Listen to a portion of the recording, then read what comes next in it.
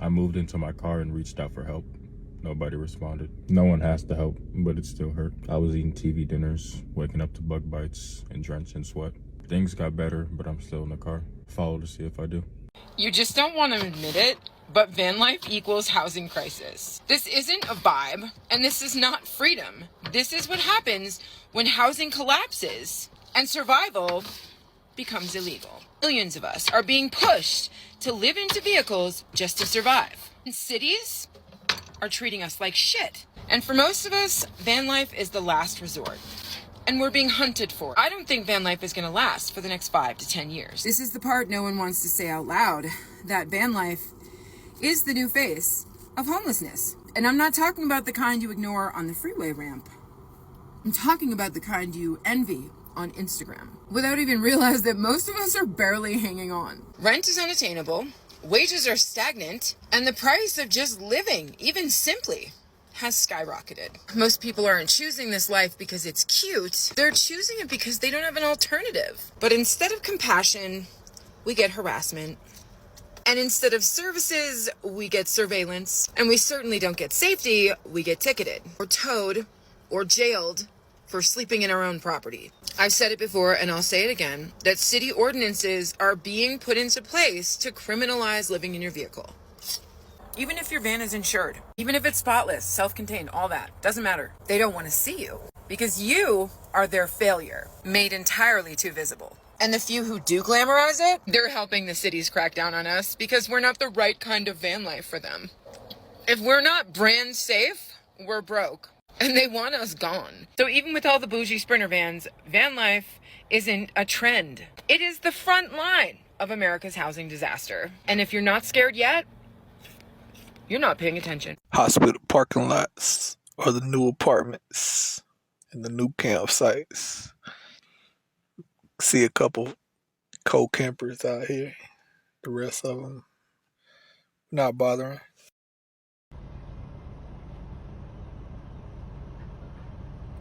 Pretty horrible. People like that, they live in their car. They're in Walmart parking lot every day. They gotta sleep there. They must not have nowhere to go. It's terrible, but the world's coming to. I think I'm gonna stop by and give them some food and see how they're doing. Doesn't hurt to stop and see if everybody's okay. Might make their day better, and yours. So many people have asked me if I feel afraid while living in my car, and the answer is no. But you have to understand who I was before I was living this life. I was living a double life for about, 17 years. Corporate girl boss, high functioning person by day, and a heroin addict, junkie by night. And the things that I did during active addiction, I look back on, and it's not just like a few instances here and there where I say, oh my God, how did I survive that? There are countless examples where I should not have survived. Countless. When I have faced like true danger, like true underbelly horrors of society, survived those situations. Living in my car registers really low on my danger meter. But to somebody that has not lived the life that I have lived, I can totally understand if this seems like something that is just too dangerous. I have yet to have an instance happen in this car that has scared me anywhere near anything that has happened to me in active addiction. It's just the life that I lived prior to this completely overshadows anything that could happen here. There's a reason why I do this and sleep soundly at night, because my nervous system would never register this as something to be afraid of after what I've been through. A little pissed right now. I guess this door has a leak now that I found, so water was just pouring in. The fucking back door wasn't shut all the way, so water was pouring in. And I've got this drip and my fan won't work. And there's water pouring in over here. I went outside, made sure all the windows were shut, which helped, kicked both the doors shut. And I'm just so frustrated right now. Everything is leaking and the storm is fucking terrible. I don't know what to do right now. I'm just sitting here and I can't do anything because this is my house. Hey family, it is officially 1:50 in the morning and I'm officially homeless. I'm officially in my car.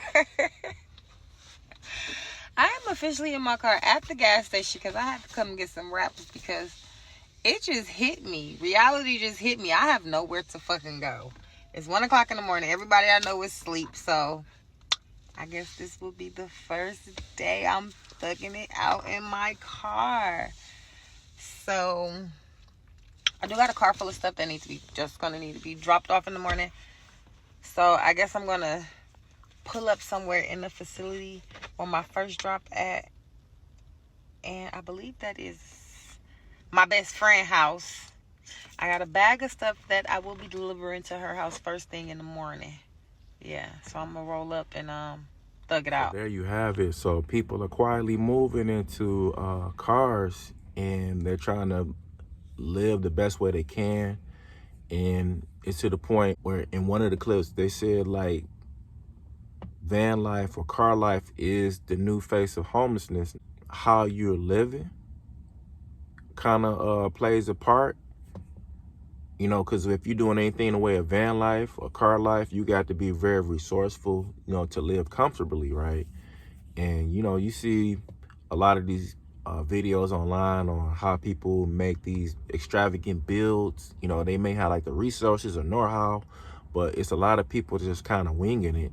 They very well may not be successful with doing it because they really strategically plan things out. So leave a comment down below if you are living van life or car life, right? And like, how's it been? You know, how many years have you been doing? How many months have you been doing it? Have you been resourceful in how you're living, right? You know, people have power banks and solar panels, you know, to provide like consistent electricity to power whatever appliances that they have inside the vehicle. But, you know, but this is sad. I mean, I don't knock anybody on how they get by. You know, as long as they just not hurting anybody, you know, and they just living peacefully, by all means, like, let these people live, you know, or provide a resource for people that are living van life, you know, are you a person that's providing a resource for people that's living car life, van life, you know, a safe place for people to like stealth camp, right? You know, this is concerning. You know, this is wild. It's strange times here in the US of A, right? But I really appreciate y'all hearing what I gotta say, and I'll catch y'all on the next one. Peace.